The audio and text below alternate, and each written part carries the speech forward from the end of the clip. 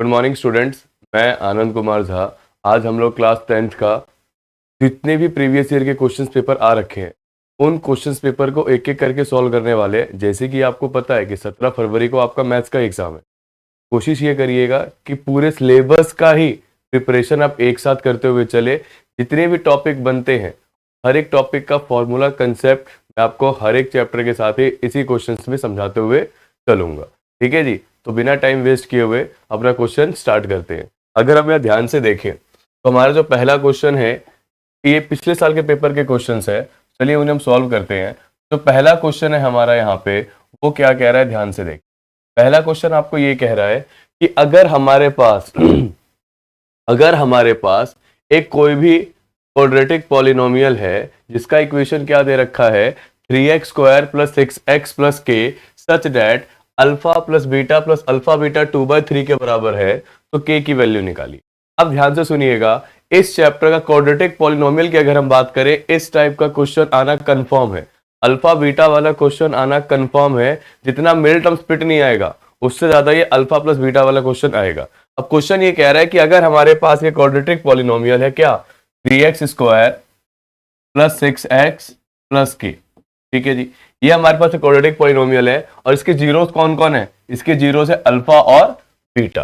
Zeros कौन कौन है, अल्फा और बीटा। तो आपको एक रिलेशन हमेशा याद रखना है कि इसको अगर हम कंपेयर करें पहले यहाँ पे, तो a की वैल्यू क्या आएगी 3, b की वैल्यू क्या आएगी 6 और c की वैल्यू क्या आएगी k। अब एक रिलेशन है जो आपको हमेशा याद रखना है और वो क्या है कि जो अल्फा प्लस बीटा है वो किसके बराबर होगा -b/a के। ठीक है जी, तो यहाँ पे मुझे एक बात बताइए, अल्फा प्लस बीटा किसके बराबर होगा -b/a के। तो यहाँ से अल्फा प्लस बीटा की वैल्यू क्या निकल कर आ रही है, b की वैल्यू क्या है हमारे पास 6 और a की वैल्यू क्या है हमारे पास 3। अगर इसको हम कट करें तो अल्फा प्लस बीटा की वैल्यू क्या निकल कर आई हमारे पास -2। तो इस रिलेशन को यहाँ पे देखिए। अब अगला क्या है, जो अल्फा प्लस बीटा है वो तो हमने देख लिया। अब अल्फा इंटू बीटा किसके बराबर होता है c/a के। अब मुझे एक बात बताइए, c की वैल्यू कितनी है k और a की वैल्यू कितनी है हमारे पास a की वैल्यू हमारे पास 3। तो ये दो हमारे पास इक्वेशन निकल कर आ रही है। पहला अल्फा प्लस बीटा -2 और दूसरा अल्फा इंटू बीटा आपका k/3। अब वो हमें क्या कह रहा है कि आप किसकी वैल्यू निकालो, k की वैल्यू निकालो। चलो जी k की वैल्यू निकालने की कोशिश करते हैं। अब कैसे निकलेगा ध्यान से देखिएगा। अगर हम k की वैल्यू निकाले यहाँ पे तो उसने हमें क्या कहा है, उसने आपको ये कहा है कि अल्फा प्लस बीटा की वैल्यू क्या, alpha plus beta plus alpha beta की वैल्यू उसने आपको क्या दे रखी है, उसने आपको दे रखी है अल्फा प्लस बीटा की प्लस अल्फा बीटा की वैल्यू -2/3। क्या दे रखी है -2/3। अब मुझे एक बात बताइए, क्या अभी आपने यहाँ पे अल्फा प्लस बीटा की वैल्यू नहीं निकाली, इसकी वैल्यू क्या थी -2 और इसकी वैल्यू आपने क्या निकाली है k/3। अब मुझे एक बात बताइएगा, अगर हम यहाँ पे एलसीएम ले तो एलसीएम लेने के बाद क्या आंसर आएगा हमारा -2 × 3 -6 प्लस k × 1 k और नीचे 3 1 जा 3। यहाँ क्या है -2/3। 3 से 3 कैंसिल आउट। ठीक है जी, k को यहीं छोड़ो -2 इधर जाके क्या हो जाएगा -6 प्लस का 6 k की वैल्यू क्या निकल कर आ गई 4। तो हमारा जो पहला क्वेश्चन था इसका कौन सा ऑप्शन होगा k = 4 और वो कौन सा ऑप्शन है ऑप्शन नंबर डी। तो पहले वाले का आंसर क्या हो गया हमारा, पहले वाले का हमारा आंसर हो गया option number D, that is k = ये आपका पहले क्वेश्चन का आंसर। अब हम मूव करते हैं अपने नेक्स्ट क्वेश्चन पे। नेक्स्ट क्वेश्चन क्या था हमारा पेपर का, देखिए ध्यान से। तो नेक्स्ट क्वेश्चन था आपका, वो ये कह रहा है कि कह रहा है अगर x = 1 and y = 2 is a solution. चलिए इसे इस पर सॉल्व करने की कोशिश करते हैं। ध्यान से देखिएगा।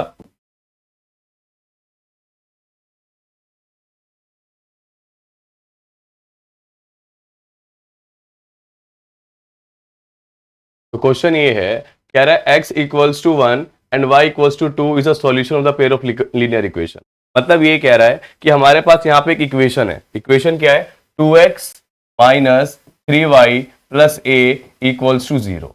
ये हमारे पास एक इक्वेशन है और वो क्या कह रहा है, इस इक्वेशन का जो सॉल्यूशन है वो क्या है, वो आपका 1 और 2 है। ठीक है जी, इस इक्वेशन का सॉल्यूशन है वो क्या है 1 और 2 है। तो हम ये क्या करेंगे, x की जगह 1 पुट कर देंगे और y की जगह क्या पुट कर देंगे बच्चे, y की जगह पुट कर देंगे हम लोग 2।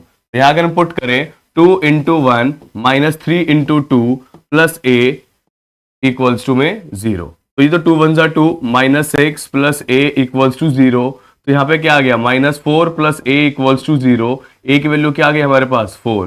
a की वैल्यू क्या आ गई हमारे पास 4। तो कौन सा ऑप्शन है इसमें? अब एक बात बताइए, अगर इधर हम ध्यान से देखें, उसने आपको ये कहा है कि एक इक्वेशन यहां से a क्या निकल गया 4। अब उसने क्या कहा कि आपके पास एक और इक्वेशन है जो कि क्या है 2x plus 3y minus b equals to 0। तो इसका भी जो सॉल्यूशन है वो क्या है x 1 है और y 2 ही है। तो यहाँ पे x की जगह 1 पुट करिए और y की जगह क्या पुट करिए 2। तो 2 into 1 plus 3 into 2 minus b equals to में 0। तो यहाँ पे अगर हम देखें तो क्या देखने को मिल रहा है 2 1 जा 2 plus 6 minus b equals to 0। यहाँ देखो 8 इक्वल्स टू b आ गया। क्या आ गया? 8 इक्वल्स टू b आ गया। अगर इधर हम रिलेशन देखें तो रिलेशन क्या देखने को मिल रहा है, अगर आप ध्यान से देखो, जब मैं ये वैल्यू किस में पुट करूं, अपने पहले इक्वेशन में पुट करूं। किस में पुट करूं? अपने पहले इक्वेशन में। तो पहला इक्वेशन क्या है मेरा a इक्वल्स टू 2b, यही है। और एक इक्वेशन क्या है 2a इक्वल्स टू b। तो मुझे एक ध्यान से बताना, ये चीज तो हम देख के ही बता सकते हैं कि जो b है वो 2 गुना है a के मुकाबले। जो b है वो 2 टाइम्स है a के मुकाबले। आप खुद एक बात बताओ, जब 2a इक्वल्स टू b ये हमारे पास इक्वेशन था, a की जगह आप 4 डालो, b की वैल्यू आपने 8 निकाली है, दोनों साइड बराबर हो गए। इसका क्या मतलब है कि ऑप्शन नंबर बी इसका करेक्ट आंसर है। तो यहां इसने आपसे डायरेक्ट a और b की वैल्यू नहीं पूछी है, इसने आपसे a और b के बीच में रिलेशन पूछा था। और रिलेशन ये था कि जो b है वो 2 टाइम्स है a के मुकाबले। तो आंसर क्या हो गया? आंसर हो गया ऑप्शन नंबर बी। चलिए जी, अब हम नेक्स्ट क्वेश्चन पे मूव करते हैं। तो नेक्स्ट क्वेश्चन है हमारा, वो नेक्स्ट क्वेश्चन क्या है ध्यान से देखिएगा। तो नेक्स्ट क्वेश्चन है वो कह रहा है कि the mid point of the line segment joining the point this lies on. तो चलिए जी इसको भी करते हैं।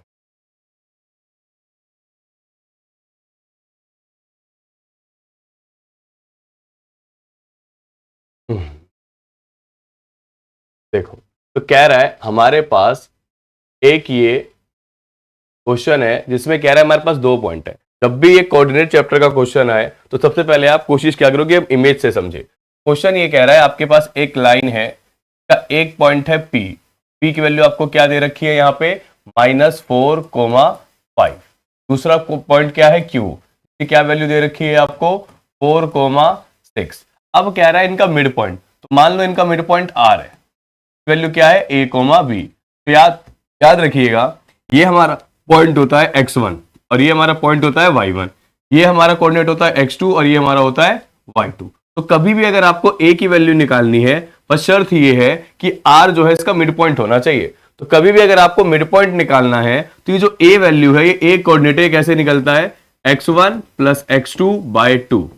और जो ये b वैल्यू है ये कैसे निकलता है y1 प्लस y2/। तो यहां पे हमें बात बताइए, हमें a की वैल्यू निकालनी है, तो कैसे निकलेगी a की वैल्यू? x1 की जगह पे मुझे क्या दिख रहा है -4, y की जगह पे मुझे क्या दिख रहा है 4/2। b की वैल्यू मुझे निकालनी है, y की जगह पे क्या दिख रहा है 5, y2 की जगह क्या दिख रहा है 6/2। तो ये क्या आंसर आ रहा है? यहाँ पे तो हमारी a की वैल्यू 0 आ रही है और b की वैल्यू क्या आ रही है? b की वैल्यू हमारे पास आ रही है 11/2। अब आप ध्यान से देखो, हमें यहाँ पे वैल्यू नहीं दे रखा है। उसने कहा है कि बताओ ये जो पॉइंट है R जो कि हमारा आया है, R क्या आया है हमारा 0,11/2। ये हमारे पास R की वैल्यू आई है। तो ये कह रहा है कि ये जो पॉइंट है आपका R किस लाइन पे लाई कर रहा है, x एक्सिस पे, y एक्सिस पे, ओरिजिन पे, ना ही x एक्सिस पे ना ही y एक्सिस पे। अगर आप ध्यान से देखो यहां पे आपका x कोऑर्डिनेट क्या है, x कोऑर्डिनेट आपका 0 है। तो जब कभी भी आपका x कोऑर्डिनेट 0 होगा तो वो वैल्यू हमेशा कहां लाई करती है y एक्सिस पे। कहां लाई करती है y एक्सिस पे। तो इसका क्या आंसर हो जाएगा? इसका आंसर हो जाएगा आपका option number B y axis. क्या हो जाएगा? Option number B y axis. तो जब भी मैथ्स के क्वेश्चन आए थोड़ा समझो, फिर आगे उसको सॉल्व करने की कोशिश करो। अब हम मूव करते हैं नेक्स्ट क्वेश्चन पे। अब नेक्स्ट क्वेश्चन क्या है हमारा? नेक्स्ट क्वेश्चन कह रहा है, देखते हैं।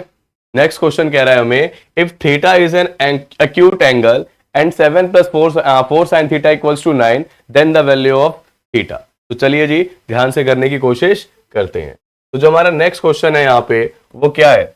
नेक्स्ट क्वेश्चन है if theta is an acute angle. अब देखिए हमें एक इक्वेशन दे रखी है कि 7 plus 4 sine theta, 7 plus 4 sine theta किसके बराबर है? 9 के बराबर है। अब 7 प्लस 4 साइन थीटा अगर 9 के बराबर है तो वो आपसे कह रहा है कि थीटा की क्या वैल्यू होगी। तो चलिए जी निकालने की कोशिश करते हैं। मुझे एक बात बताइए, अगर ये एमसीक्यू है तो कुछ स्टेप्स हम यहाँ पे छोड़ भी सकते हैं। जैसे इक्वेशन क्या दे रखी है, 7 plus 4 sine theta equals to 9। अब मुझे एक बात बताओ, 7 यहां प्लस में है, उधर जाके क्या हो जाएगा? माइनस में।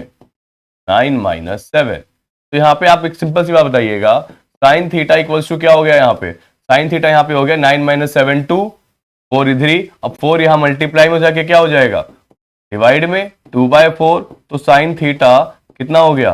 1/2। आपको इसको सॉल्व करने के अब दो तरीके हैं, वो आपसे थीटा पूछ रहा है। तो मुझे एक बात बताओ, क्या मैं 1/2 को साइन थीटा, क्या 1/2 को मैं ये नहीं लिख सकता? साइन के केस में 1/2 वैल्यू कब होती है? 30 पे।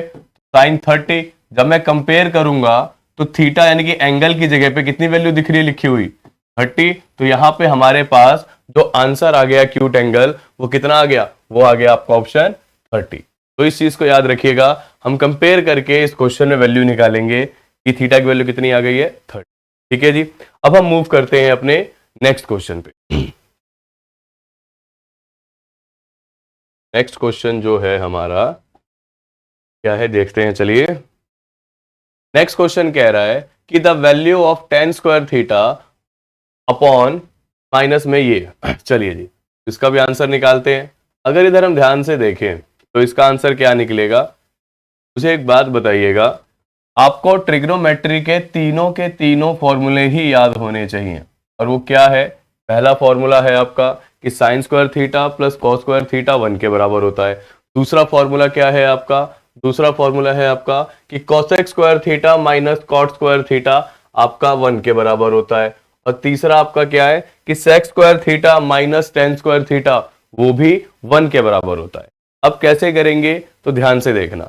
आप मुझे एक बात बताएं यहाँ पे कि हमारे पास एक फॉर्मूला होता है, क्वेश्चन ये कह रहा है कि ten square theta minus 1 upon cos theta into में सेक थीटा, इसकी वैल्यू आपको फाइंड करने को कह रहा है। अब कैसे करेंगे तो मुझे एक बात बताइए, इसको आप यही लिखा छोड़ दो, टेन स्क्वायर थीटा ही लिखा छोड़ दो। मैं 1/cos थीटा को क्या सेक थीटा लिख सकता हूं, और इंटू में क्या है? Sec theta. तो सेक थीटा क्या हो गया? Sec square theta. तो tan square theta minus sec square theta. अब हमें तो एक ऐसी आइडेंटिटी नहीं पता, लेकिन इससे अगर मैं माइनस साइन कॉमन ले लूं, अगर इससे मैं माइनस साइन कॉमन ले लूं तो यहाँ पे जो पॉजिटिव था वो नेगेटिव हो जाएगा, और जो नेगेटिव था वो आपका पॉजिटिव हो जाएगा। तो ये जो आपका टेन स्क्वायर थीटा पॉजिटिव में था ये नेगेटिव हो जाएगा, और जो सेक स्क्वायर थीटा आपका नेगेटिव था ये क्या हो जाएगा? पॉजिटिव हो जाएगा। तो sec square theta minus tan square theta. अब आपको बहुत अच्छे से पता है कि sec square theta minus tan square theta की वैल्यू कितनी होती है? इसकी वैल्यू होती है 1। तो क्या आंसर आ गया यहाँ पे हमारा? -1। क्या आंसर आ गया यहाँ पे हमारा? -1। ये रहा आपका आंसर, और ये वाला क्वेश्चन भी क्या हो गया? खत्म हो गया। अब हम मूव करते हैं अपने नेक्स्ट क्वेश्चन पे। तो नेक्स्ट क्वेश्चन क्या है हमारा? अब देखिए नेक्स्ट क्वेश्चन कह रहा है आपको कि अगर हमारे पास दो नंबर है, हमारे पास दो नंबर है,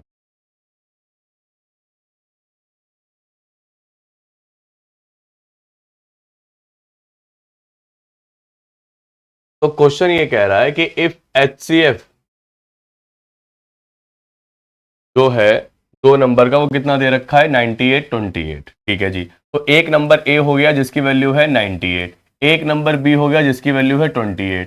ठीक है जी। तो वो कह रहा है कि इनका HCF M है और LCM इनका N है। ठीक है जी। तो HCF आपको दे रखा है कितना है? M। और LCM आपको दे रखा है कितना है? N। ठीक। अब वो आपसे क्या कह रहा है? तो कह रहा है आप किसकी वैल्यू निकालें? आप वैल्यू निकालें N-7 की वैल्यू निकालें N-7 की। अब कैसे वैल्यू निकालेंगे N-7? ध्यान से देखते हैं। अब हम एक काम करते हैं, हमें इन दोनों का एलसीएम कितना दे रखा है? 7 दे रखा है। तो हम एक काम करते हैं, हम 98 और 28 दोनों का क्या निकाल लेते हैं, एलसीएम ही निकाल लेते हैं। तो चलो जी, अगर मैं 98 का एलसीएम निकालूं तो सबसे पहले हम 98 के फैक्टर्स निकालते हैं। ठीक है जी, 2 के टेबल में कितनी बार में जाएगा, 4 और 9 49 बार में, 7 के टेबल में 7 बार में, और ये 7 के टेबल में 1 बार में। ठीक है जी, अब क्या करते हैं, हम 28 का निकाल लेते हैं। तो 28 का क्या होगा, 2 के टेबल में 14 बार में, 2 के टेबल में 7 बार में, 7 के टेबल में 1 बार। अगर इसको हम लिखने की कोशिश करें तो 98 को मैं क्या लिख रहा हूं, 98 को मैं लिख रहा हूं क्या 2 इंटू 7 इंटू 7, और 28 को मैं क्या लिख रहा हूं 2 इंटू अब हमें इसका अगर एलसीएम निकालना है तो एलसीएम कैसे निकलेगा, एलसीएम आपका निकलेगा यहां पे, कैसे निकलेगा एलसीएम, वो निकलेगा आपका, इसमें हाईएस्ट पावर कितनी है 7 की, यहाँ पे देखो 2 और यहाँ कितनी है 1, तो क्या लिखेंगे 7 की पावर 2। ठीक, यहाँ अगर आप ध्यान से देखो, यहाँ अगर हम ध्यान से देखें, इसमें 2 की हाईएस्ट पावर कितनी है 1 और इधर कितनी है 2, तो ये आपका एलसीएम हो गया 7 की पावर 2 इंटू 2 की पावर 2, ये एलसीएम हो गया। और जब मुझे इसका एचसीएफ निकालना होगा तो एचसीएफ कैसे निकलेगा, एचसीएफ निकलेगा, यहाँ पे दोनों में कॉमन क्या दिख रहा है आपको, दोनों में एक कॉमन आपको यहाँ 2 दिख रहा है, ये 2 हो गया एक तो, और दोनों में यहाँ पे आपको कॉमन एक 7 भी दिख रहा है, तो एक 7 भी यहाँ पे आपका हो गया। ठीक है जी, ये आपने यहाँ पे वैल्यू लिख दी है। ठीक है, अब एक काम करते हैं, इनको सॉल्व कर लेते हैं। तो 7 का स्क्वायर 49 और 2 का स्क्वायर 4, 49 को अगर मैं 4 से मल्टीप्लाई करूं तो कितना आंसर आएगा, 36, 3, 4 4 36 और ये 3 396, और एचसीएफ कितना आ गया आपका 14। अब आपने दोनों की वैल्यू निकाल ली है, आपने दोनों की ही वैल्यू निकाल ली है, किसकी, एलसीएम की भी और एचसीएफ की भी। अब वो क्वेश्चन आपसे क्या कह रहा था, क्वेश्चन आपसे कह रहा है कि आप n-7m की वैल्यू निकालो, किसकी वैल्यू निकालो, n-7m की। ठीक है जी, n-7m। अब n आपका एलसीएम था, तो एलसीएम की वैल्यू आपने कितनी निकाली 396, और m आपका कितना था 14, तो ये आपने लिख दिया 14। ठीक है जी, अब इसको सॉल्व करने की कोशिश करते हैं। ठीक है, तो कैसे करेंगे, तो 396 एज इट इज, और 14 7 का कितना होता है 98, माइनस कर देते हैं, कितना आंसर आ गया, 16 में से 8 गया आपका 8 8 में से तो 9 जा नहीं सकता, तो क्या करेंगे, कैरी लेंगे हम यहाँ पे, 18 में से 9 गया 9, और ये 2, तो कितना आंसर आ गया, तो इसका आंसर आ गया 298। क्या आंसर आ गया 298। तो कौन सा ऑप्शन है इसमें 298, 298 वाला जो आपका ऑप्शन है वो कौन सा है, कोई भी नहीं। तो एक मिनट दोबारा से क्रॉस चेक करते हैं, कितना पे जाएगा, 4 4 जा 9 4 जा 36, 4 4 जा 16, और ये 3 196। यहाँ पे जो कैलकुलेशन आई है, यहाँ क्या है, ये जो हमारा आंसर आएगा कितना आएगा, ये आएगा इधर 9 4 जा 36 का 6, 3 के ऊपर 4 4 16 और ये 190।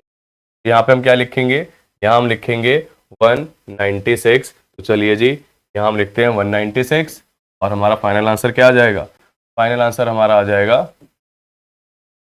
इधर 196 माइनस 98, दैट इज, क्या आंसर आ गया यहाँ पे हमारा 98, दैट इज ऑप्शन नंबर आ गया 98, ऑप्शन नंबर डी। अब हम मूव करते हैं अपने नेक्स्ट क्वेश्चन पे।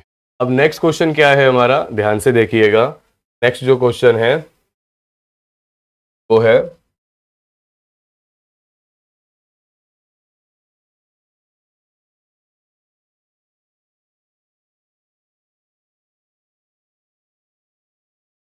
ये है आपका नेक्स्ट क्वेश्चन।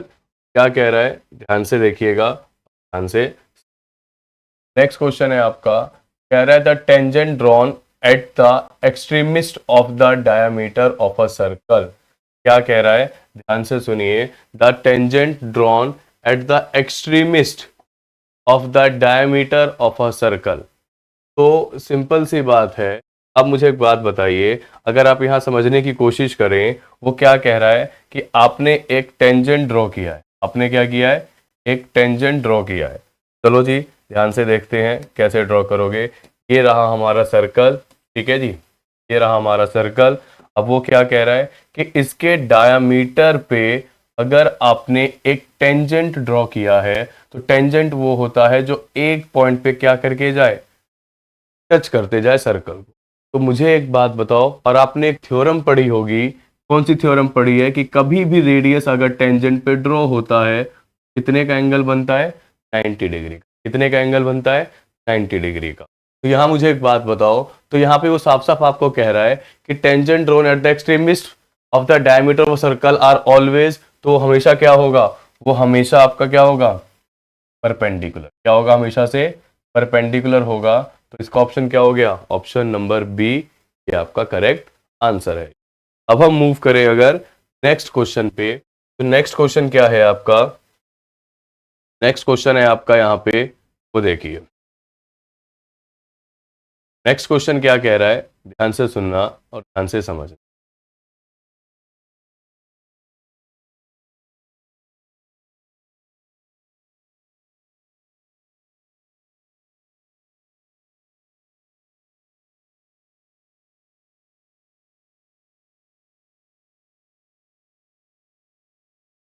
देखिए, अगर हम नेक्स्ट क्वेश्चन की बात करें इधर, अगर इधर हम नेक्स्ट क्वेश्चन की बात करें, वो क्या कह रहा है, कह रहा है in triangle ABC and triangle DEF, एक ट्राइंगल आपके पास एबीसी है और एक ट्राइंगल आपके पास,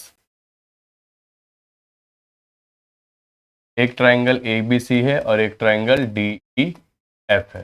ठीक है जी। अब हमें वो क्या कह रहा है, कह रहा है कि इसमें अगर एंगल बी बराबर एंगल ई, ठीक, एंगल बी बराबर एंगल ई है और एंगल एफ बराबर एंगल सी है। ठीक है जी। एंगल बी बराबर एंगल ई दे रखा है और एंगल एफ बराबर एंगल सी दे रखा है, और कह रहा है कि ए बी जो है, ए बी जो है वो 3 टाइम्स ऑफ डीई है।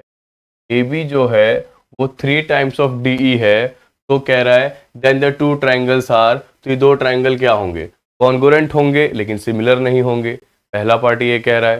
दूसरा पार्ट क्या कह रहा है कि congruent as well as similar, तो ये कॉन्ग्रुएंट भी होंगे और सिमिलर भी होंगे।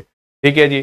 तीसरा पार्ट क्या कह रहा है, नाइदर कॉन्ग्रुएंट नॉर सिमिलर। और चौथा पार्ट क्या कह रहा है वो आपको, चौथा पार्ट कह रहा है कि सिमिलर बट नॉट कॉन्ग्रुएंट। तो इसका अगर हम बात करें, अगर कॉन्ग्रुएंट वो फिगर होते हैं जिनके ऑल डायमेंशंस क्या हो, बराबर हो, मतलब कि एंगल्स भी बराबर होने चाहिए और साइड्स भी बराबर होने चाहिए। बट यहां आप ध्यान से देखो, इसने आपको कहा है कि जो ए बी वाली साइड है वो 3 गुना है डी के मुकाबले। तो जब यहाँ पे एक साइड इसके बराबर है ही नहीं, तो ये फिगर कॉन्ग्रुएंट तो हो ही नहीं सकता, ये फिगर आपका कॉन्ग्रुएंट हो ही नहीं सकता।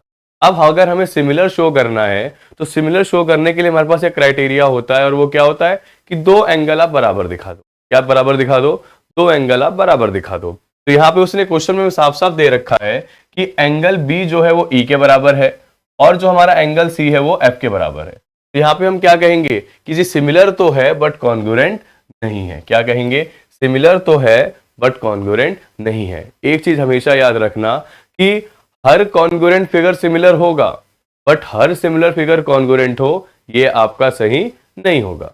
ठीक है जी, इस चीज को याद रखना। तो इसका आंसर क्या आ जाएगा, ऑप्शन नंबर डी। अब हम बात करें अगर नेक्स्ट क्वेश्चन की, तो अगर हम नेक्स्ट क्वेश्चन पे जाएं तो वो क्या कह रहा है आपको, नेक्स्ट क्वेश्चन आपको कह रहा है कि -1 की पावर n प्लस -1 की पावर 8 इक्वल्स टू 0 है, तो n को क्या होना पड़ेगा। क्या कह रहा है, -1 की पावर n और -1 की पावर 8 अगर 0 है तो n को क्या होना पड़ेगा। चलिए जी देखते हैं इसका क्या आंसर आएगा।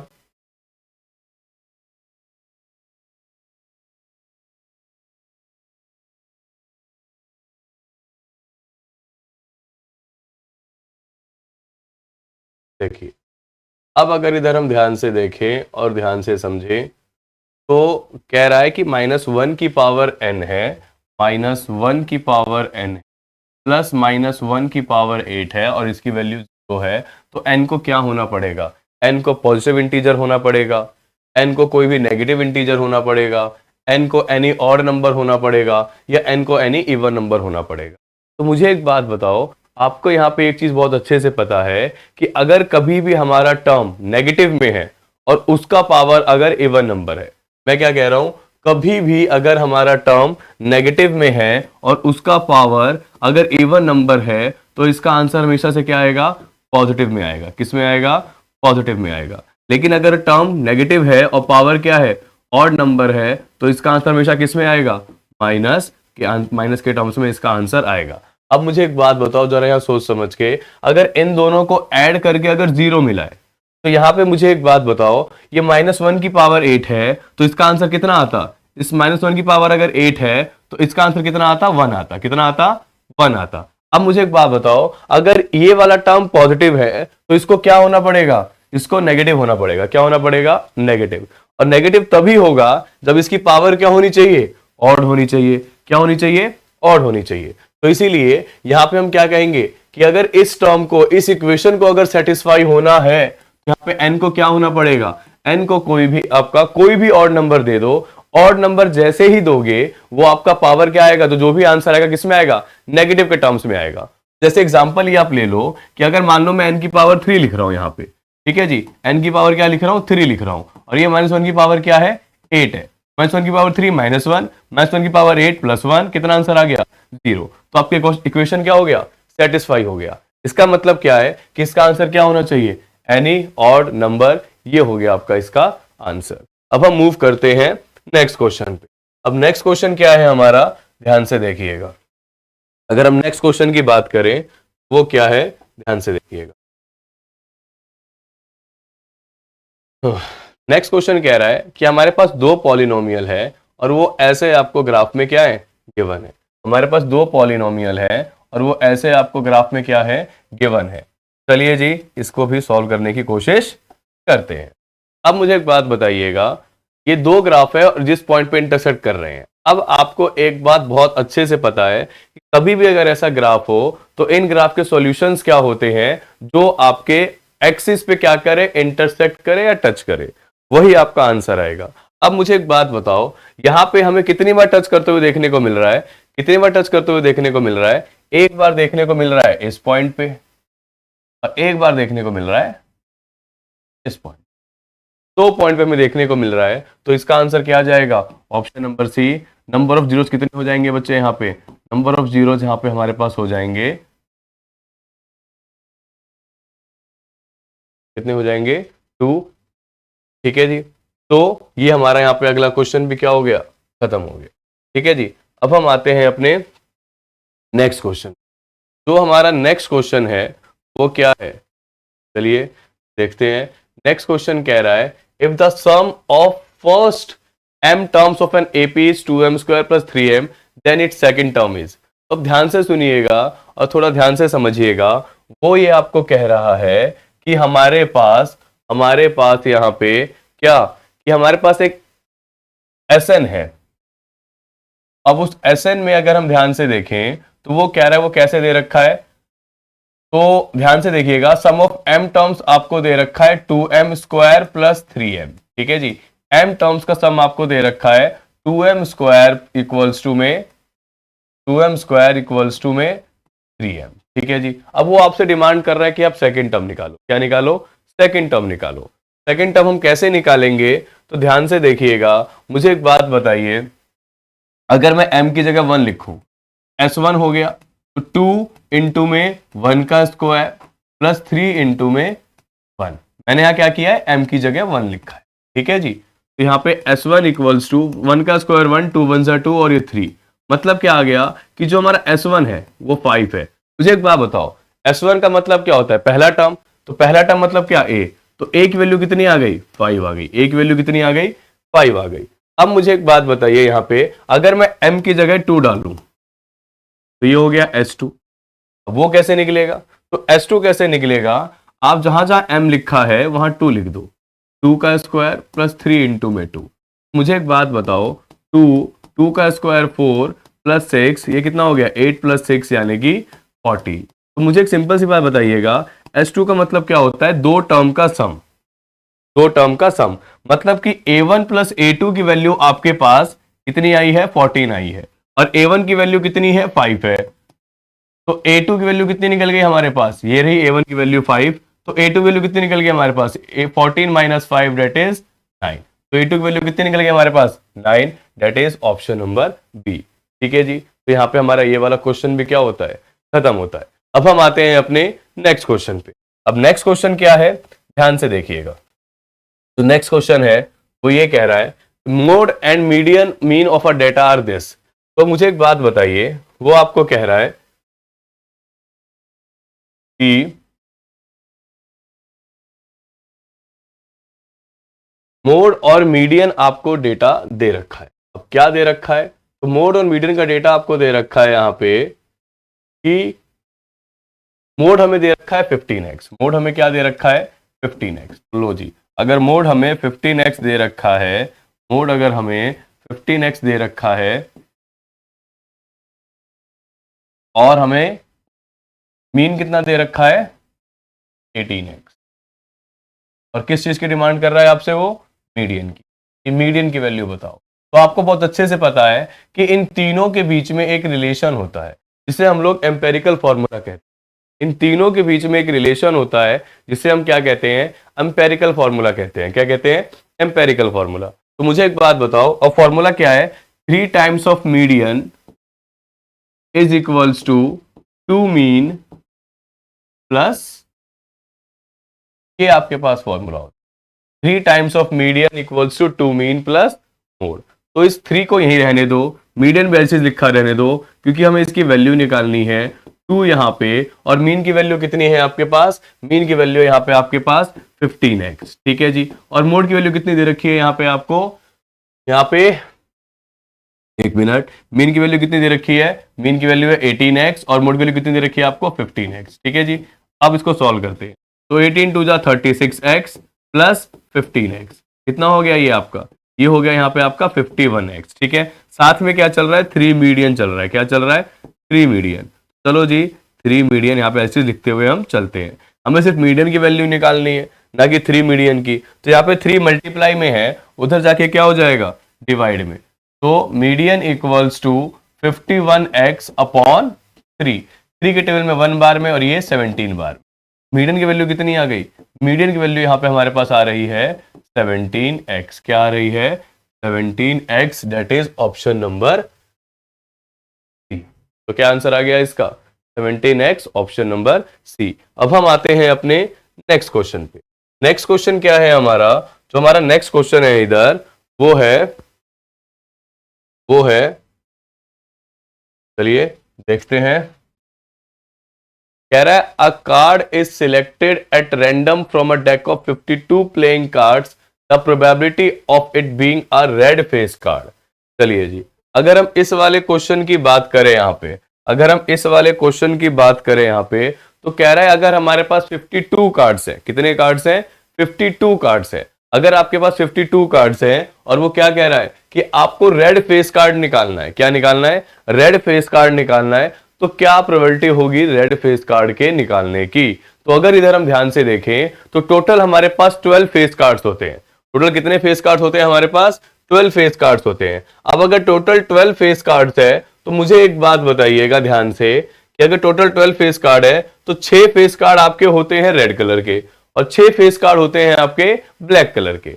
6 फेस कार्ड हुए रेड कलर के और 6 फेस कार्ड हुए आपके ब्लैक कलर के। तो मुझे एक बात बताओ, उसने हमसे किसकी प्रोबेबिलिटी पूछी है, probability of red face card. तो मैं आपको क्या कह रहा हूं यहां पे कि अगर हमारे पास टोटल 12 फेस कार्ड्स हैं तो उसमें से रेड फेस कार्ड कितने हैं, रेड फेस कार्ड कितने हैं बेटा, रेड फेस कार्ड 6 और ब्लैक फेस कार्ड भी 6। तो रेड की प्रोबेबिलिटी क्या हो जाएगी, 6 अपॉन 52। अगर इसको मैं 2 की टेबल से कट करूं तो 3/26। क्या आंसर आ रहा है इसका, इसका आंसर आ रहा है आपका ऑप्शन नंबर डी, 3/26। ठीक है जी, अब हम मूव करते हैं अपने नेक्स्ट क्वेश्चन पे। अगर अपने नेक्स्ट क्वेश्चन पर आए तो उसकी वैल्यू क्या निकलेगी, चलिए देखते हैं।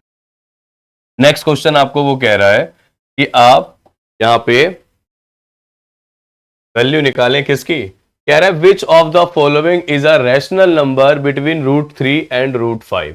कह रहा है कौन सी वो वैल्यू है जो कि रैशनल नंबर है, किसके किसके बीच में, √3 और √5 के बीच में इसने कहा है, √3 और √5 के बीच में इसने कहा है। तो मुझे एक बात बताइए, अगर आपको वैल्यू याद है तो आप इजीली बता सकते हो इस क्वेश्चन को। क्यों, क्योंकि मुझे एक बात बताइए, अगर इधर हम ध्यान से देखें, इधर अगर हम ध्यान से देखें तो 2.326 एक पे ये बार है और ठीक है, और एक क्या है 1.857142 एक ये है। अगर इधर हम ध्यान से देखें और ध्यान से समझें तो हमारे पास जो आंसर आएगा इसका वो क्या आएगा, इसका आंसर आएगा हमारे पास ऑप्शन नंबर डी। क्या आएगा, ऑप्शन नंबर डी। अब मैं वो क्यों कह रहा हूं, ध्यान से सुनिएगा। उसने आपको कहा है रैशनल नंबर बताना है। क्या कहा है, रैशनल नंबर बताना है।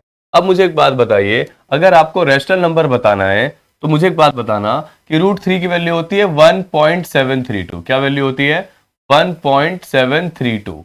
अगर इसकी वैल्यू 1.73 है और √5 वैल्यू क्या होती है 2 पॉइंट समथिंग होगी, तो मुझे एक बात बताओ 1 और 2 के बीच में जो वैल्यू आ रहा है वो क्या आ रहा है, वो आपका 1.85 आ रहा है। क्या आ रहा है, 1.85। और ये रुक भी रहा है तो हम क्या कहेंगे कि ये जो वैल्यू है ये आपका क्या है, रैशनल नंबर है। किन दोनों के बीच में, √3 और √5 के बीच में। ठीक है, गुड मॉर्निंग स्टूडेंट्स। तो आज जो हम आगे क्वेश्चंस करने वाले हैं, आपको पता ही है कि कल हमने प्रीवियस ईयर क्वेश्चन पेपर के क्वेश्चन नंबर 14 तक कर लिए थे। आज हम जो करेंगे इस सेक्शन ए यानी कि एमसीक्यू के सेक्शन को खत्म करेंगे। इसके बाद सेक्शन बी जो 2 मार्क का क्वेश्चन होता है उस सेक्शन खत्म करेंगे, और उसके बाद जो सेक्शन सी है आपका 3 मार्क का, उसको आज हम इस वीडियो में खत्म करने वाले हैं। चलिए जी स्टार्ट करते हैं। तो क्वेश्चन नंबर 15 है हमारा, वो क्या कह रहा है कि हमारे पास एक सेक्टर है सर्कल का जिसका एरिया कितना दे रखा है 40 पाई स्क्वायर यूनिट, और सेंटर एंगल कितना दे रखा है 72 डिग्री। तो बेसिकली आपसे क्या कह रहा है रेडियस निकालो इस सर्कल का। ठीक है जी, हमें सेक्टर दे रखा है, हमें एंगल दे रखा है, और क्या निकालने को कह रहा है, रेडियस निकालने को कह रहा है। अब कैसे रेडियस निकालेंगे ध्यान से देखते हैं। चलिए जी, तो ये हमारे पास एक सर्कल है। ठीक है, ये हमारे पास एक सर्कल है। मान लीजिए ये इसका क्या है, सेंटर है। ये इसका क्या है, सेंटर है। ये अगर इसका सेंटर है तो यहां से आता क्या हो गया, रेडियस। यहां से आता क्या हो गया, रेडियस। अब जब ये दोनों ही रेडियस हो गए हैं और इस समय क्या कहा है कि इनके बीच बनने वाला जो एंगल है वो कितना है, 72 डिग्री का है। कितना है, 72 डिग्री का है। और हमें क्या कह रखा है कि इसका जो एरिया आपको दे रखा है 40 पाई स्क्वायर यूनिट दे रखा है। तो हमें एरिया ऑफ सेक्टर कितना दे रखा है, एरिया ऑफ सेक्टर हमें दे रखा है यहां पे 40 pi square unit, 40 pi square unit. अब आपको पता है कि एरिया ऑफ सेक्टर का फॉर्मूला कितना होता है, θ/360 इंटू में पाई r स्क्वायर इक्वल्स टू में 40 पाई। अब एक बात बताइए, पाई से पाई इधर कैंसिल आउट, थीटा की वैल्यू दे रखी है 72/360 इंटू में रेडियस का स्क्वायर यहाँ पे, और साथ में क्या है 40। ठीक है जी, चलिए जिसे हम निकालने की कोशिश करते हैं।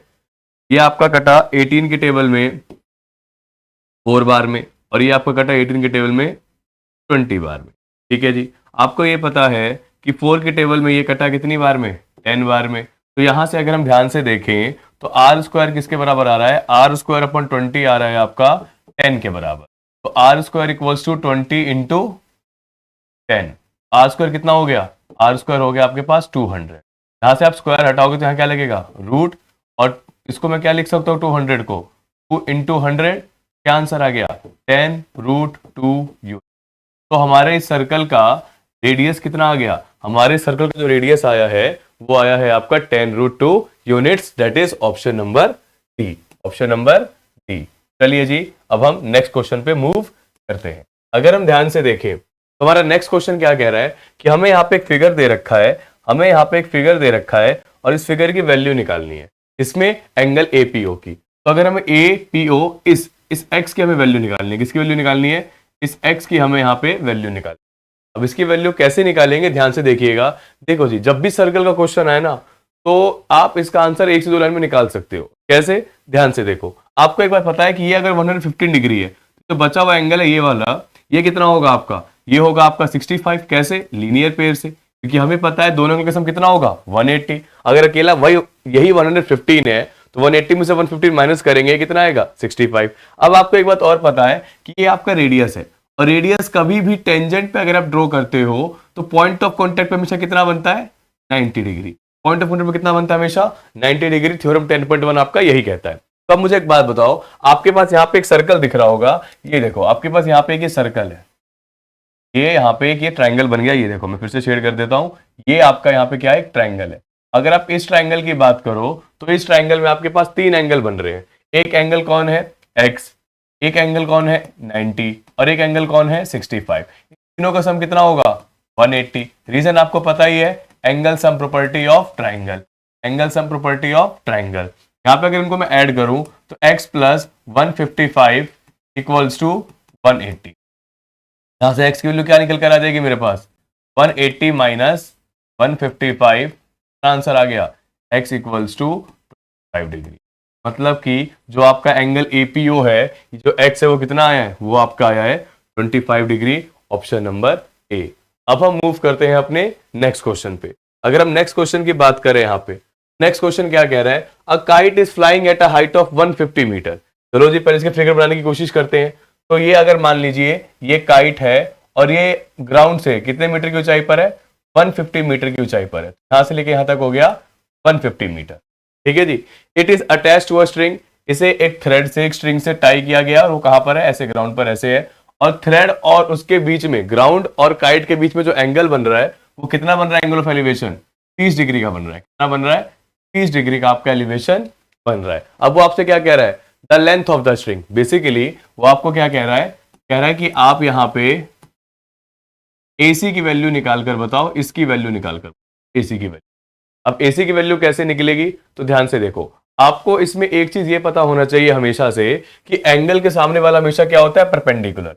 ये हो गया आपका परपेंडिकुलर, एंगल के सामने वाला हमेशा होता है परपेंडिकुलर, और 90 के सामने वाला हमेशा क्या होता है, हाइपोटेन्यूज। तो मुझे एक बात बताओ, आपको परपेंडिकुलर दे रखा है और हाइपोटेन्यूज निकालने को क्या है, तो आपको एक चीज, एक बात बताइएगा कि परपेंडिकुलर और हाइपोटेन्यूज में कौन डील करता है। तो परपेंडिकुलर और हाइपोटेन्यूज फंक्शन डील करता है वो कॉसेक भी है और साइन भी है। तो आप कोई भी लगा लो, आपका आंसर क्या आएगा, सेम ही आएगा। तो हम यहाँ पे क्या करते हैं, साइन लगाते हैं, ठीक है, क्या लगाते हैं, साइन लगाते हैं। तो मुझे एक बात बताओ, जो हमारा यहाँ पे साइन फंक्शन है, क्या साइन फंक्शन है, तो साइन थीटा किसके बराबर होगा, परपेंडिकुलर अपॉन हाइपोटेन्यूज। थीटा की वैल्यू कितनी है आपको, 30 दे रखी है, तो साइन 30 इक्वल्स टू परपेंडिकुलर है आपका 150, और हाइपोटेन्यूज आपको निकालना है, जो कि आपका क्या है, लेंथ ऑफ स्ट्रिंग, उसे हम AC कह देते हैं।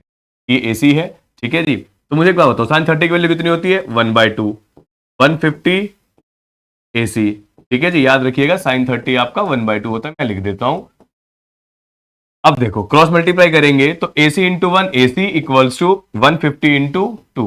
यहां से आपके पास AC यानी कि लेंथ ऑफ स्ट्रिंग कितना हो गया बच्चे, लेंथ ऑफ स्ट्रिंग आपके पास हो गया 300 मीटर। क्या हो गया, 300 मीटर। लेंथ ऑफ स्ट्रिंग आपके पास हो गया 300 मीटर। आपका ये वाला क्वेश्चन भी यहां पे खत्म होता है। अब हम मूव करते हैं अपने नेक्स्ट क्वेश्चन पे। अगर हम नेक्स्ट क्वेश्चन पे जाएंगे, क्या कह रहा है, कह रहा है piece of wire 20 centimetre long is bent into the form of an arc of circle of radius 16 pi by centimeter. The angle subtended by the arc at the center of circle is। अब देखो ध्यान से देखना, कह रहा है हमारे पास एक सर्कल है, ठीक, हमारे पास एक सर्कल है, मान लो ये इसका क्या है, रेडियस, सेंटर है। तो यहां से यहां तक क्या हो गया, रेडियस, यहां से यहां तक क्या हो गया, रेडियस, ठीक है जी। यहां से लेके यहां तक की जो आपको वैल्यू दे रखी है, वो वैल्यू दे रखी है 20। एल की वैल्यू कितनी दे रखी है आपको, 20 वैल्यू दे रखी है आपको एल की, ठीक है जी। कितनी वैल्यू दे रखी है, 20। अब वो बेसिकली आपसे क्या कह रहा है कि सेंटर में जो बनने वाला आपका ये एंगल है थीटा, सेंटर में जो बनने वाला आपका ये एंगल है थीटा, इस थीटा की वैल्यू निकालिए। अब थीटा की वैल्यू कैसे निकालेंगे, तो आपको पता है जो एल है, जिसे हम कहते हैं लेंथ ऑफ एन आर्क, जिसे हम कहते हैं लेंथ ऑफ एन आर्क, इसका फॉर्मूला क्या होता है, इसका फॉर्मूला होता है हमारा L equals to theta upon 360 into में 2 पाई आर। और क्वेश्चन में आपको आर की वैल्यू क्या गिवन है, क्वेश्चन में आपको आर की वैल्यू गिवन है 60/पाई सेंटीमीटर, ठीक है जी। अब मुझे एक बात बताओ, L की वैल्यू 20, ठीक, थीटा की वैल्यू आपको पता नहीं है, वो हम निकालते हैं, ये 360, 2 एज इट इज। पाई की वैल्यू कितनी है, पाई की वैल्यू कितनी है हमारे पास, पाई रहने दो, और आर की वैल्यू कितनी है हमारे पास, 60/पाई। अब मुझे एक बात बताओ, इस पाई से ये पाई कैंसिल आउट, ठीक है जी। 60 के टेबल में ये 1 बार में, और ये कितनी बार में, 6 बार, ठीक।